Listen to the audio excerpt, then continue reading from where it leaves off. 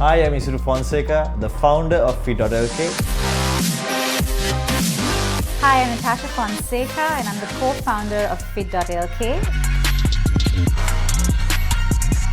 Also, I have been in the industry for the last 16 years and I'm also the co-founder of Fuel Cafe and Body. And Fuel Cafe and Health Bar, and also the first certified animal flow trainer in Sri Lanka.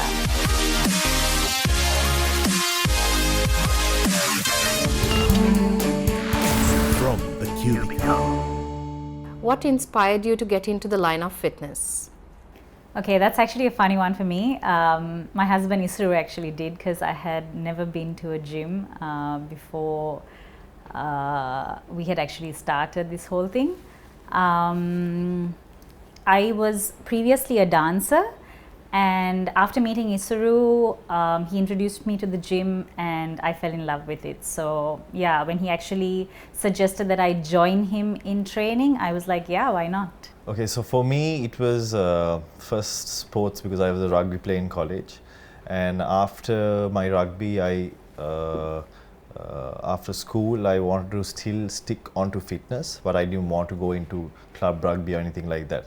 So first went from rugby into dancing, and from dancing again I wanted to take it a little bit more forward, so I wanted to upgrade my life. So what I did was I wanted to study into fitness. So what I did was I went to Malaysia, got myself educated and came back as a professional personal trainer, and that's how I came into this industry. What is a typical day like for you? Okay, so it was different for me before I became a mum. After becoming a mum, a typical day would be wake up in the morning and he's still asleep, so I'd meditate first. And then obviously then he'd get up and I'd have to take care of him. And then Liam takes a little bit of the first part of my day, but closing in on 8-9, I'd start clients, and then I have a morning set. And then I've got a little bit of a break in the afternoon, which is where my time and attention goes back to Liam. And then I've scheduled a couple of days of gym, so gym doesn't happen all 5 days for me. It happens 3 to 4 days of the week. And then I've got my evening set of clients, and yeah, then it's free time in the evening, free time in the night. Yeah, that's like an average day. For me, it's because Natasha takes all the child part of the whole family, so she looks after the baby. So for me, I wake up early morning. It's a 4:30 a.m.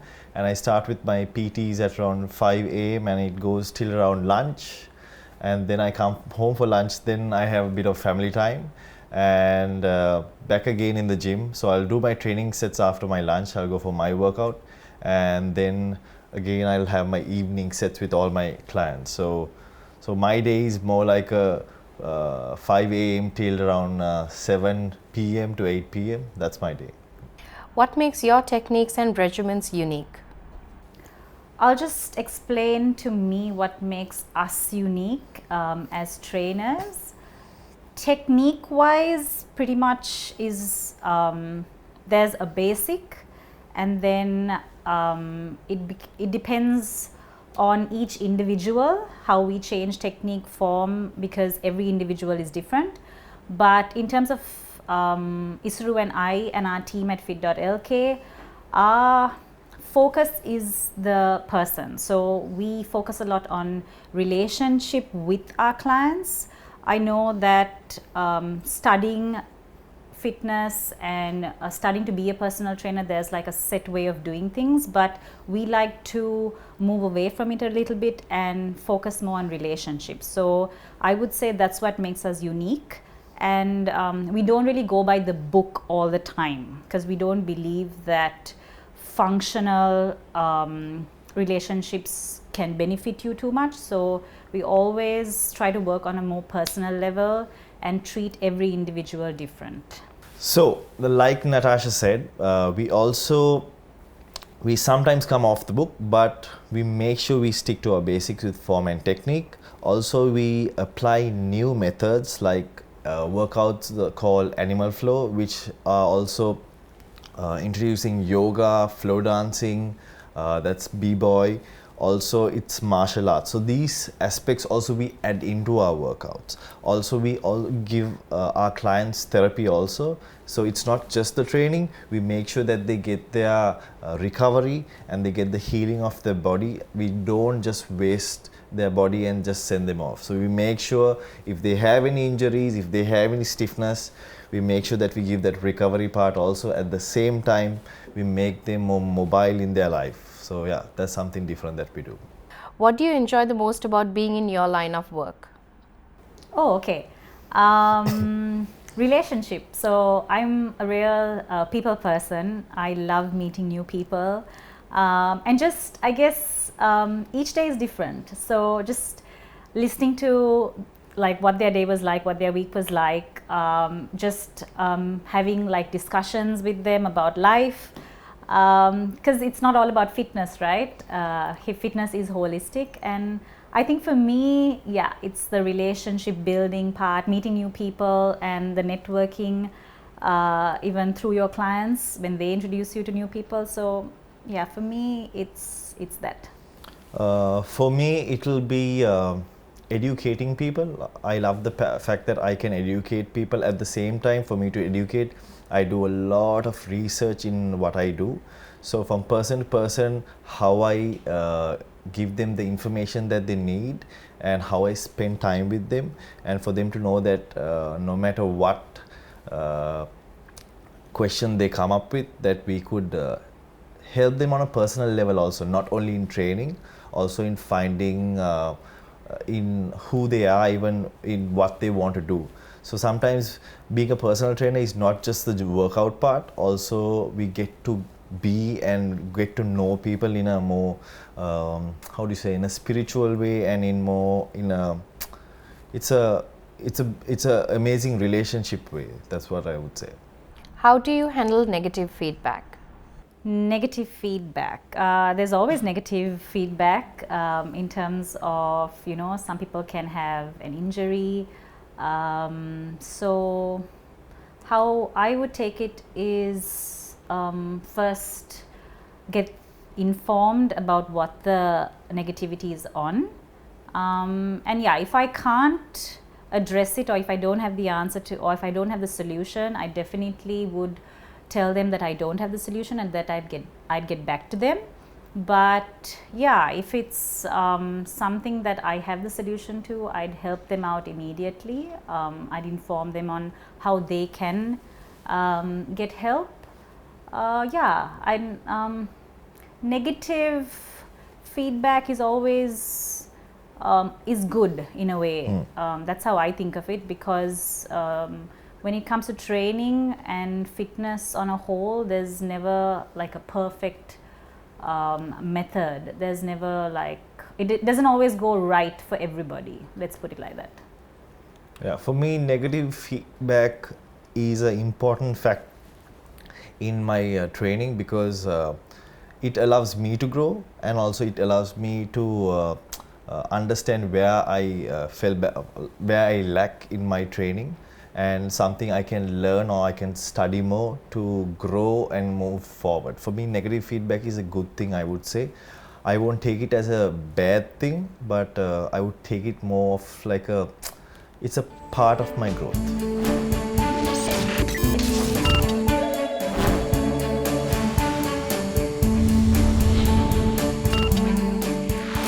From the Cubicle. Stress. I'm really bad at handling stress. I rely on Isuru to help me out with that one. Yeah, so I don't handle stress, but I'm learning to handle stress better. Yeah, so like Natasha said, all the stress comes on me, and yeah, for me, like I said with the earlier question, negativity and stress, it works together, and it brings you, I would say it brings a good balance out, because you learn to face a problem every day, and next time when the problem comes, you will be better at it and how you answer it, and maybe next time when stress hits in, I'll know to handle it in a better way. So that's how I'll look at it. Yeah. What has been the most important part of your journey so far? Most important part of my journey. It's the experience, the learning through failure, making mistakes and then learning how to handle them. Growing in fitness. I remember there was a time when I literally knew nothing, and it's beautiful how we've been doing this for close to Isuru's been doing it way more. I've been doing it close to 10 years, I can say, and it's beautiful how the fitness industry has evolved and how I've grown and how I've watched myself grow along the way, and how I'm able to, even though I'm a personal trainer, I'm certified in all of that, I can still stay in a place where I still have to say, you know what, I'm learning, I really don't know everything, and I have a long way to go. So yeah. So for me, when I started this journey about 16 years ago, there was no industry of like where you get personal trainers that will come to you, or there would be professionals who will bring new methods and new ways where you can be healthy and fit. So for me, the most amazing part was to see new variety coming in throughout the years, and trainers can work together even as friends, because I have a lot of friends who are trainers right now. And right now, for me, the most important part of this journey would be the fitness culture. The fitness culture coming, a community creating where people want to have longevity and wanted to live longer. And that is one important part of this journey for me, where people really want to live longer. How have you handled tough times during COVID and the current climate of the country? Yeah, that's a good one. It was quite tough for us because we actually branched out into health food right in the midst of COVID, and I mean, no one gets it right, and no one expected COVID. So we did our best, I would say, in the situation. We took it head on, and we worked with what we had at the time. Fitness, obviously, all our clients had to go online. So there was an adjustment on both parts, on our client's part and on our part, and it's not the same as, you know, being there and being with them in person. So that was a tough one to adjust to, but I think we did really well with that one. In terms of food as well, it's not our strength, but we really learned a lot because we had to open during COVID, so, and during the lockdown. So yeah, I think we could have done things better for sure, but having faced COVID, I mean, having faced lockdowns for the first time, I think we did pretty well. Yeah, for me, COVID was a mind opener where I had never been through a lockdown, so I didn't know what to face. I don't think anyone knew what to face. But we learned to work through the pressure, and we got creative ways. And at that time, I think everyone in Sri Lanka wanted to be healthy. So the whole world wanted to be healthy. So because that was one way to fight COVID. So that was one way that everyone got to connect, and we got to go online. We got to meet more people than average, because normally we work one-on-one, but this time we got to work with a lot of people. A lot of people asked for advice on from their diet to their training program. So I think I would say COVID was an eye-opener. Also, COVID helped us see fitness in another way, where we can, that was the first time we also went into like mass training, where online training and all those stuff, because we were mostly into one-on-one. So we got to work on a new avenue also at the same time. What would you like your legacy to be? Okay. Being a mother at this point, I only realized after becoming a mother that Sri Lanka has this myth of don't work out. If you're pregnant, you got to really be careful. You got to sit in one place. And I would really like to be known as someone who influenced mothers in Sri Lanka and influenced them to know that it's better to move, it's better to work out, it's better to eat healthy and not eat for two. All of those things are good things and not bad things. I'd like to influence mothers for sure, that's one.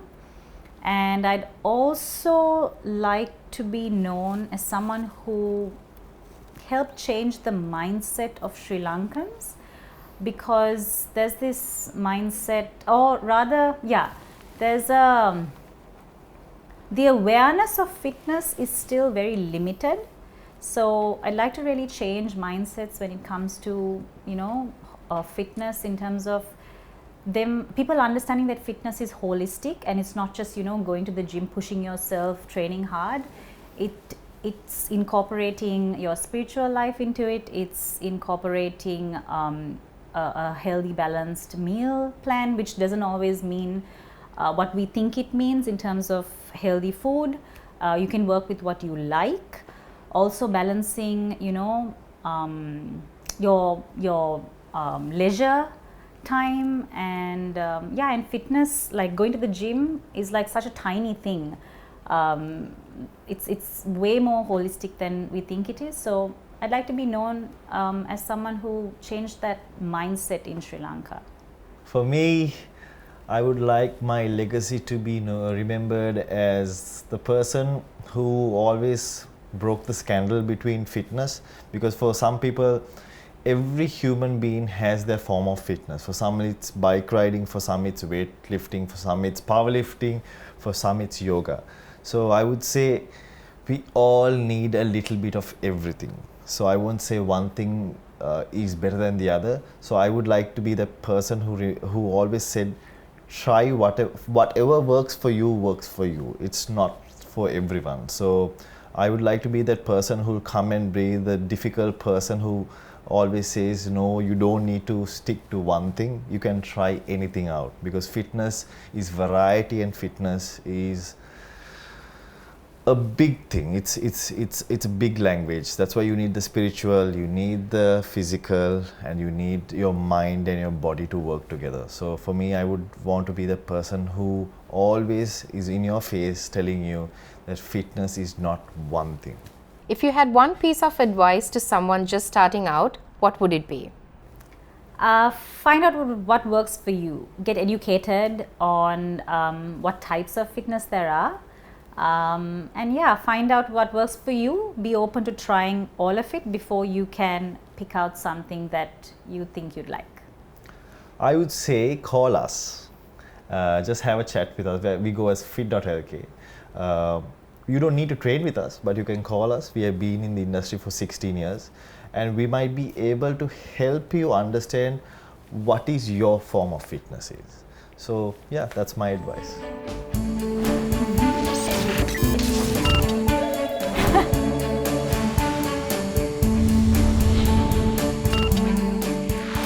From the Cubicle. What was the first impression you had of each other? It was completely unprofessional. He made me cry. That was my first impression. It was the worst. For me, I didn't make her cry, so it was not me. She got the wrong person.